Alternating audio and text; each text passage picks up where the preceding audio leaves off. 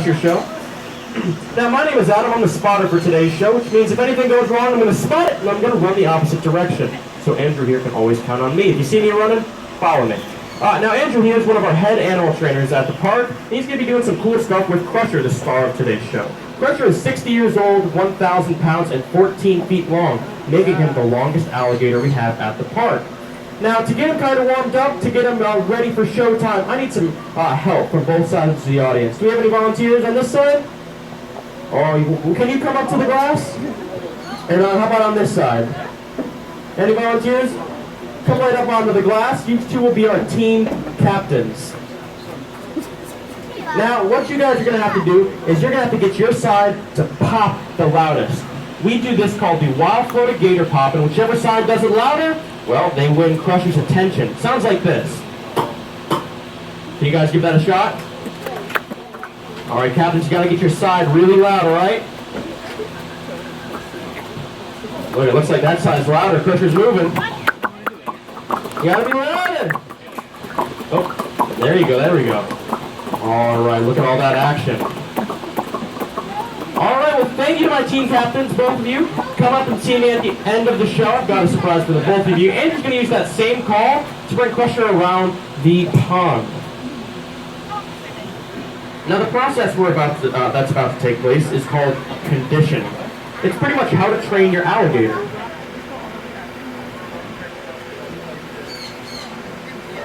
You having fun?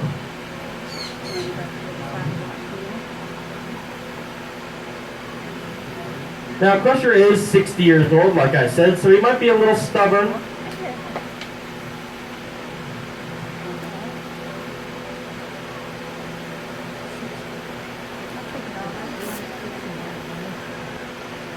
Here he comes.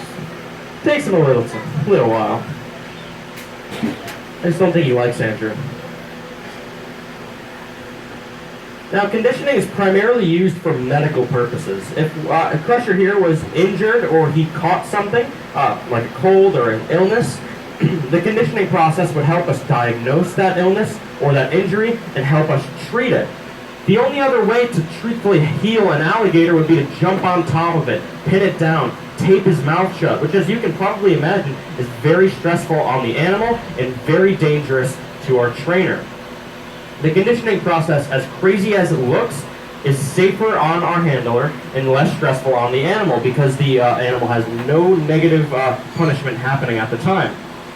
If Crusher doesn't do a command as told, he's not going to get a tap on the nose, he's not going to be scolded, we're just going to ignore him. We're going to walk away and we're going to retry. And if he does it right that time, well, then he'll get a treat. Everything is done with positive reinforcement. And in the case of Crusher, that's food.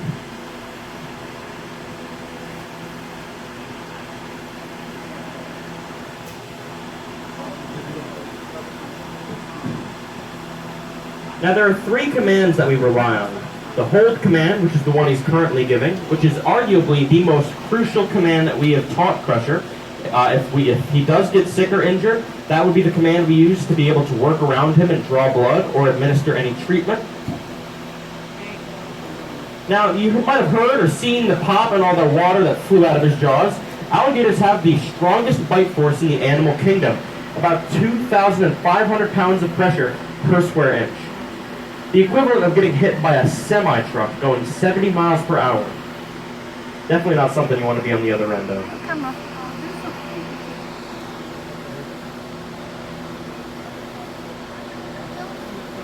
Come on, then.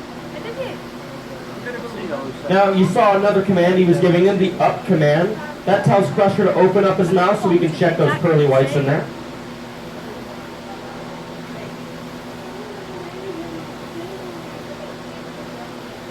So gentle.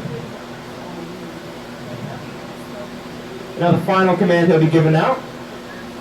The here command tells Crusher to come on over here.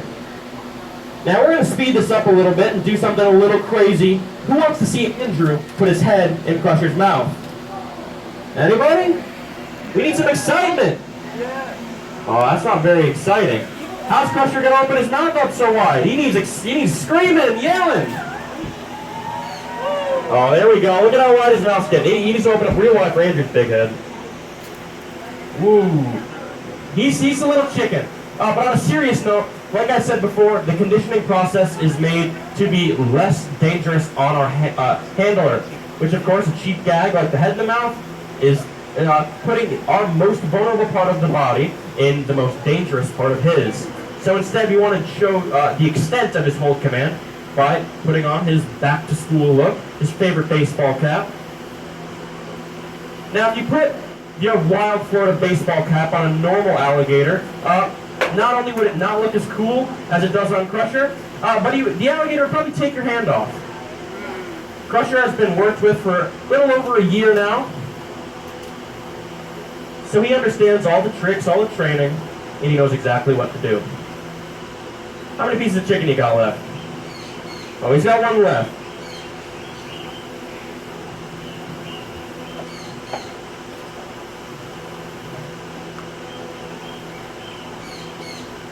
Ooh. Ever heard of Tinder?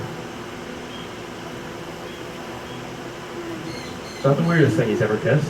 What's up there? Alright, well that was his last piece of chicken, so we're going to have to hightail it out of here. But I'd like to explain, or take this time to explain a common myth about alligators.